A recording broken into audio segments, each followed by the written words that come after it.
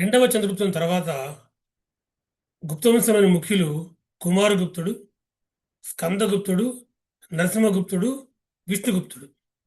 వీళ్ళ గురించిన అంశాలు చూద్దాం. రెండవ చంద్రగుప్తుని తర్వాత రాజ్యానికి వచ్చిన వారు కుమారగుప్తుడు. 415 ఏడీలో రాజై 435 ఏడి వరకు పరిపాలించాడు. కుమారగుప్తుడు ద్రౌపదేవికి కుమారుడు. ఈయనకి మహేంద్రాదిత్య అని బిరుదుంది. అంతేకాకుండా ఈయన కార్తికేయుడు అంటే కుమారస్వామి యొక్క భక్తుడు. అందువలన కుమారగుప్తుడు కార్తికేయుని బొమ్మ కలిగినటువంటి బంగారు నాణ్యాలు విడుదల చేశాడు. చాలా ముఖ్యమైన అంశం ఏంటంటే కుమారగుప్తుడే నలంద విశ్వవిద్యాలయాన్ని స్థాపించాడు. నలంద విశ్వవిద్యాలయం నుంచి తర్వాత క్లాసులో మనం చాలా వివరంగా చెప్పుకోబోతున్నాం. ఈ కుమారగుప్తుని కాలంలో తిరిగి మళ్ళీ రెండు విశేషాలు ఉన్నాయి. ఒకటి, మనకి దక్షిణ మధ్యప్రదేశ్ ప్రాంతాలలో పుష్యమిత్రులు అనేవాళ్ళు తిరుగుబాటు చేశారు.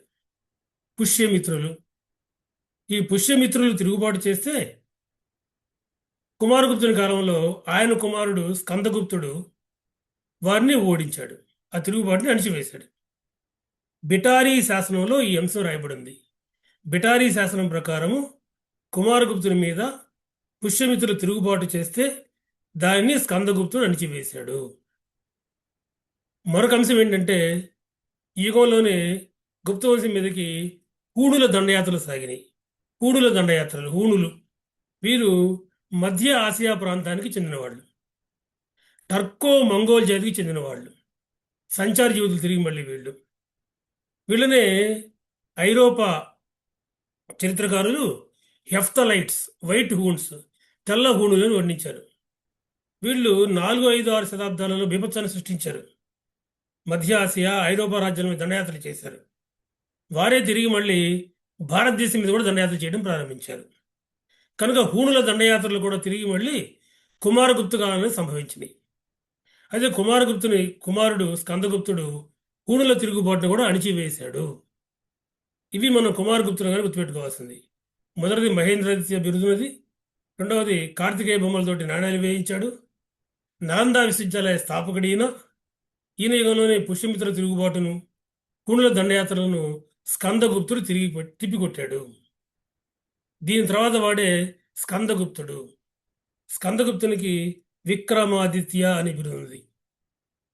స్కందగుప్తుడి కాలంలో కూడా హూణుల్ని అతను నిలవరించడం మనకు కనపడుతుంది. ముఖ్యంగా ఈయన కాలంలో మనం గుర్తుపెట్టుకోవాల్సింది, గుజరాత్లో సుదర్శన తటాకం ఉన్నది అని చెప్పాను మీకు నేను. చంద్రగుప్త మౌర్య కాలంలో కట్టబడిందని, అశోకుడు మరమ్మతు చేశాడని, మొదటి రుద్రదాముడి యొక్క జునాగఢ్ శాసనం పెద్ద ఎత్తున దాన్ని వర్ణించింది అని. మొదటి రుద్రదాముడు దాన్ని మళ్ళీ మరమ్మతులు చేయిస్తే మళ్ళీ అది కాలక్రమంలో దెబ్బతినిపోయింది. అందువల్ల స్కందగుప్తుడు తిరిగి మళ్ళీ దానికి మరమ్మతులు చేయించాడు. స్కందగుప్తుని యొక్క ప్రతినిధి చక్రపాలితుడు అతని పేరు. ఆ చక్రపాలితుడు తిరిగి మళ్ళీ ఆ యొక్క సుదర్శన తటాకానికి మరమ్మతులు చేయించడం మనం చూస్తాం. దాదాపుగా 1000 ఏళ్ల కాలం సుదర్శన తటాకం అక్కడ నీటిని అందించింది గుజరాత్కి. అంత ముఖ్యమైనది అది. కనుక మీరు దాన్ని కూడా మీరు ఎగ్జామ్ పాయింట్ ఆఫ్ వ్యూలో గుర్తుపెట్టుకోండి.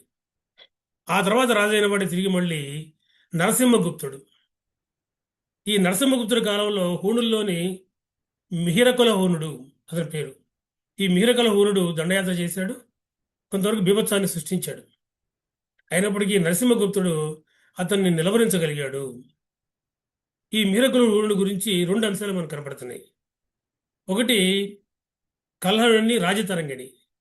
కల్హణుని రాజతరంగిణి ఏం చెప్తోంది అంటే, ఈ మిహిరకుల హూణుడు కాశ్మీర్ జయించాడని, అక్కడ రాక్షస పరిపాలన సాగించాడని ఉంది. అయితే విశేషం ఏంటంటే, ఈ మిహిరకుల హూణుడిని చివరిలో యశోధర్మ అనేటువంటి మానవుని పరిపాలించే రాజు ఓడించాడని హుయాన్ సాంగ్ రాస్తున్నాడు. హుయాన్ సాంగ్ ప్రకారం తర్వాత కాలంలో మిహిరకుల హూణుడిని యశోధర్మ అనేటువంటి మాళవ ప్రాంత రాజు ఓడించాడు. ఏది ఏమైనా సరే నరసింహగుప్తుడి కాలంలో మళ్ళీ తిరిగి దండయాత్ర జరిగితే కొంతవరకు నిలవరించగలిగాడు. ఇది మనకు కనబడుతోంది. ఆ తర్వాత చివరిగా విష్ణుగుప్తుడు కనబడతాడు. విష్ణుగుప్తుడికి బాలాదిత్య అనే బిరుదు ఉంది. అతనే చివరివాడు. అప్పటికే రాజ్యం దెబ్బతినిపోతోంది. ప్రధానంగా మనం గుర్తుపెట్టుకోవాల్సి ఉంటుంది, హూణుల దండయాత్ర వల్ల రాజ్యం దెబ్బతినిపోయింది. చిన్నగా మనకి తోరమాన అనే అంత ముందు అదో ఇందా మనం చెప్పిన మిహిరకులుడు వీళ్ళ కాలంలో కాశ్మీరు, అదేవిధంగా పశ్చిమ పంజాబు, పశ్చిమ ప్రాంతం అంతా, వాయు ప్రాంతం అంతా కూడా హూణులమయమైపోయింది. దాంతో గుప్త సామ్రాజ్యం పూర్తిగా దెబ్బతినిపోయింది. చిన్న చిన్న రాజ్యాల అనేకం ఏర్పడితే మళ్ళీ 606 ఏడీలో హర్షవర్ధనుడు బయలుదేరి వాటన్నిటిని జయిస్తాడు. కనుక ఏ చిన్న చిన్న రాజ్యాలు ఏర్పడ్డవి, ఏం జరిగిందనే దాన్ని మీకు నేను తిరిగి మళ్ళీ హర్షవర్ధన కాలంలో వివరిస్తాను. కనుక ఈ అంశాలు మీరు గుర్తుపెట్టుకోండి. రాబోయేటువంటి వీడియోలో ముందు మనం గుప్తుల యొక్క పరిపాలన అనే అంశాలను చూస్తాం. గుప్తుల యొక్క పరిపాలన తర్వాత మళ్ళీ గుప్తుల యొక్క సంస్కృతి ఒక అద్భుతమైన కళలు నిర్మాణాలు జరిగినాయి. వాటి మీద రకరకాలుగా ప్రశ్నలు వస్తాయి, అవి చెప్పుకుందాం. ప్రస్తుతానికి స్వస్తి.